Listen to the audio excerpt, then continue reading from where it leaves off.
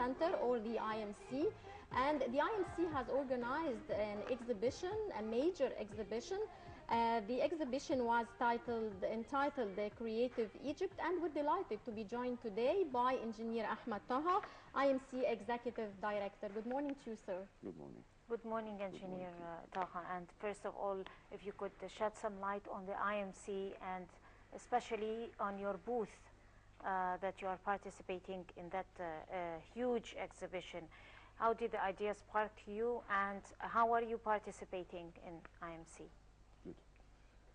Actually, the IMC was initiated as a joint funding program between the EU and the government of Egypt. The House of Parliament approved the agreement in 1999. Afterwards, in year 2000, there was a presidential decree of the establishment of the IMC to be able to execute the industrial modernization program, because it was a huge program with a funding of 462 million euros, 250 of which is a fund from the EU, and the rest is jointly between the government of Egypt and the subsidy of the different industrial sectors that are working with IMC. We started the actual operation in year 2002 due to many shortfalls at the very beginning, the usual. Afterwards, we have started serving the small and medium enterprises as per our establishment decree.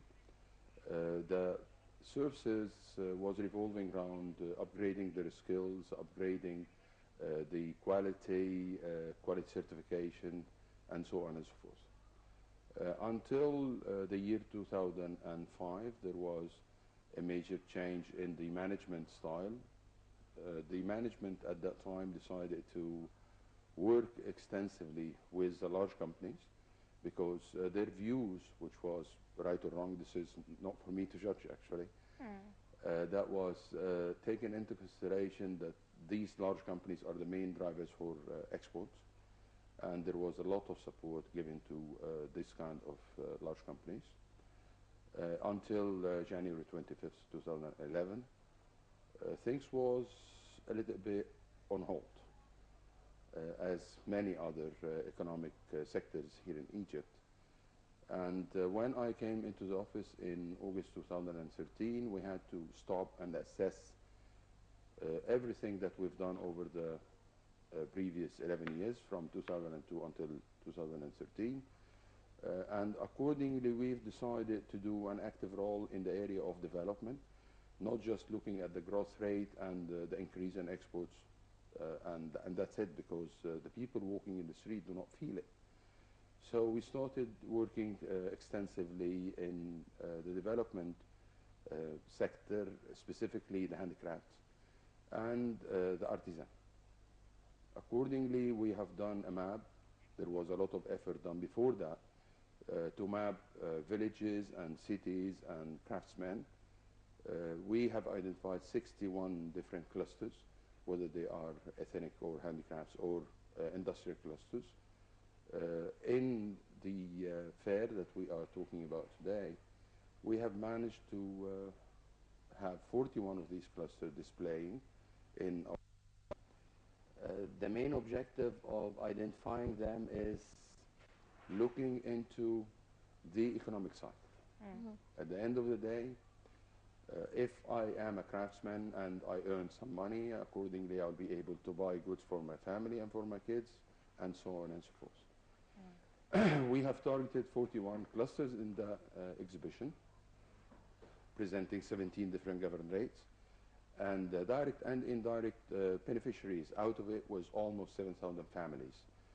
So it was a huge effort, I believe. It took us almost a year to organize, to think about it, to identify which products to work on, the redesigning and the quality of the handicraft products, and 6 continuous months to plan and to do actual work on ground until we've seen, in my views, and I believe most of the people who visited us, that exceeded almost 25,000, 30,000 visitors over 4 days, have seen something amazing. And the good thing about our team in the IMC that they do walk their dreams. So we had a very nice dream, ended with a fantastic result, alhamdulillah. Right, sir. These traditional crafts, I think they are very old types of crafts. How do you choose the designs? Who is responsible for choosing the participants? Who are the participants of this exhibition? Actually, we have a very well trained and developed team. This team is capable of identifying, first of all, or mapping the clusters, followed by the identification of different products, assessing these kind of products, identify what needs to be done in areas related to design, in areas related to quality, even training, because some of these participants in the fair or in the clusters in general do not know how to price their products. So Right. we had to work very extensively with them in the area of costing and pricing and calculating the raw material and even the time spent in the production of these products.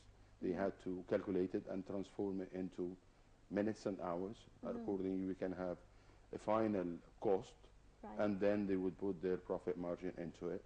Because sometimes the items were either underpriced or overpriced, not the correct pricing. Accordingly, they had never been sold. But fortunately, in this exhibition, I was dreaming of selling something between 200 to 300,000 Egyptian pounds during the 3 or 4 days of the exhibition. Alhamdulillah, we sold something like 1.5 million direct sales, cash.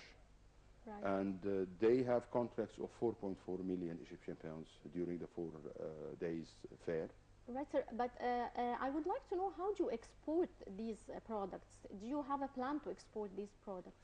Well, as I said earlier, we had a dream to participate into this fair. Accordingly, we are currently assessing the participation of other international fairs. For example, there is a huge fair known as Berlin Bazaar. The executive director of this bazaar came at her own cost to visit us in the fair, in the exhibition, Creative Egypt, and started even selecting the items that we need to display in the bazaar in November 2015, inshallah.